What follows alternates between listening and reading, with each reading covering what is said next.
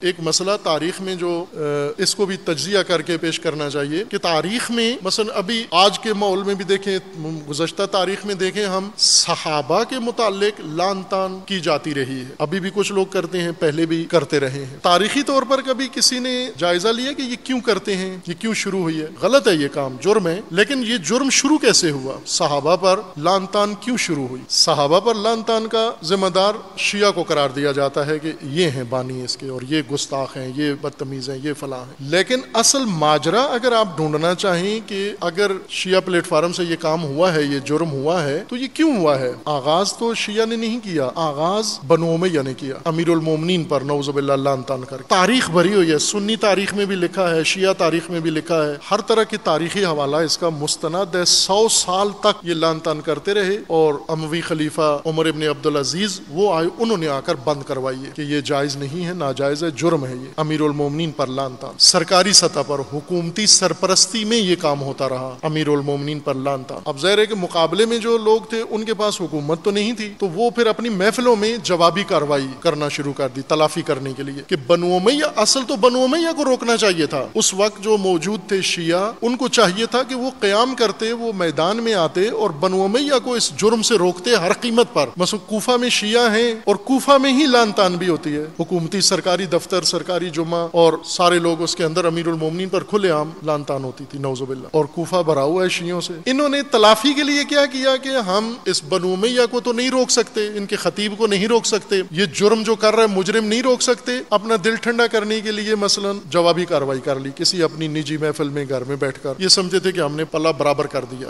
یہ نہیں تھا جواب کہ اگر بنو امیہ نے اہل بیت پر، خصوصاً امیر المومنین پر، نفس نبی پر، وصی رسول اللہ پر، خلیفۃ اللہ پر اگر یہ جرم کیا ہے، اس کا جواب بنو امیہ کو روکنا تھا، اس کی تلافی نہیں ہوتی۔ علی علیہ السلام کو اگر ناروا بات کر دی جائے تو جواباً ساری دنیا کو بھی لعن کرو تو بھی تلافی نہیں ہوتی۔ یہ نہیں کہنا کہ اگر کوئی علی علیہ السلام کو نعوذ باللہ گستاخی کرتا ہے تو ہم جواباً کسی اور کی گستاخی کریں گے، پلڑا برابر کر دیں گے، نہ، یہ نہیں ہو سکتا۔ امیر المومنین کی کوئی گستاخی کرتا ہے، اس کو روکنا اور سزا دینا، یہ تلافی ہے۔ جواباً کسی کو برا بھلا کہنا تلافی نہیں ہے، یہ دوسرا جرم کے بعد جرم ہے، اور یہ تاریخ میں ہوتا رہا، اسی طرح سے ہوتا رہا کہ انہیں پتا تھا بنو امیہ کہ ہم یہ کریں گے، جواباً یہ جواب آئے گا، اور اس طرح ایک فرقہ واریت کا ماحول پیدا ہوگا اور وہ اپنے مقاصد سیاسی حاصل کر لیں گے۔ آج دوبارہ وہی کام پھر شروع ہوا ہے۔ حضرت زہرا کا احترام اہل سنت کے ہاں اتنا ہی ہے جتنا شیعہ کے ہاں ہے۔ اکابرین اہل سنت کے، کتابیں اہل سنت کی، امام رازی اہل سنت کے سب سے بڑے عالم، جید عالم، 1000 سال پہلے کے، وہ امام رازی جو ہر چیز میں شک کرتے ہیں، کسی چیز کو چھوڑا نہیں انہوں نے جس میں شک نہ کیا ہو، لیکن جب عصمت حضرت زہرا پہ پہنچے ہیں تو وہاں پر پوری دلیری کے ساتھ کہا ہے کہ قرآنی آیات کی گواہی کے مطابق حضرت زہرا مقام عصمت پر فائز ہے۔ یہ اہل سنت کے وہ عالم جو شکاک ہیں، جو ہر چیز میں شک کرتے ہیں۔ اسی طرح ایک سے بڑھ کر ایک علماء اہل سنت ہیں۔ حضرت،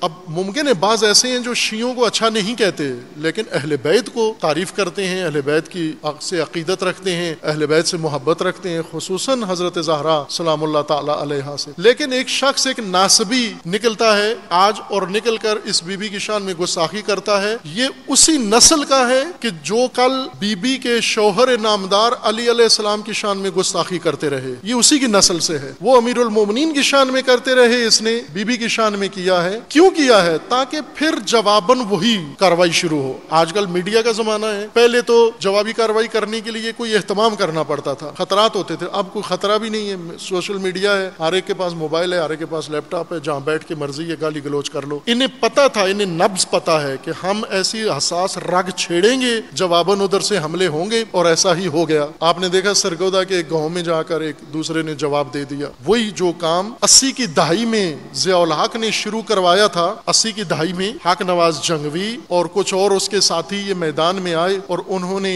شیعہ کی تکفیر شروع کی، برملا کھل کے۔ جوابی کاروائیاں کیسے ہوتی تھیں؟ جوابی بجائے اس کے کہ اس کے اوپر قانونی چارہ جوئی کرو، اس کو روکو، اس کے کوئی سد باب کرو، وہ یہ کہ کسی اور جگہ بیٹھ کر ہم کسی اور کو گالی دے دیں، یہ نہیں ہوتا طریقہ۔ یہ دشمن ہی کی چال ہے، یعنی دشمن یہ چاہتا ہے کہ وہ ایک بات کرتا ہے تاکہ دوسری آپ کریں، پھر تیسری وہ کرے گا، پھر چوتھی آپ کریں، پھر اس سے ایک فتنہ اٹھے گا جو قابو سے باہر ہوگا۔ ظاہر ہے جب دونوں طرف سے دل آزاری ہوگی، دونوں طرف سے گستاخی توہین ہوگی، تو پھر عوام لا تعلق لوگ بھی بھڑک اٹھیں گے، اور ملک کے اندر پہلے سے زیادہ بڑا فتنہ اور فساد دہشت گردی کے ساتھ ساتھ آپ توجہ کریں کہ یہ ٹائم ایسا رکھا گیا ہے پاکستان کے اندر کہ ایک طرف سے دہشت گردی اور ایک طرف سے فرقہ واریت دونوں کو ساتھ ملا کر پاکستان کے لیے یہ نقشہ بنایا گیا ہے.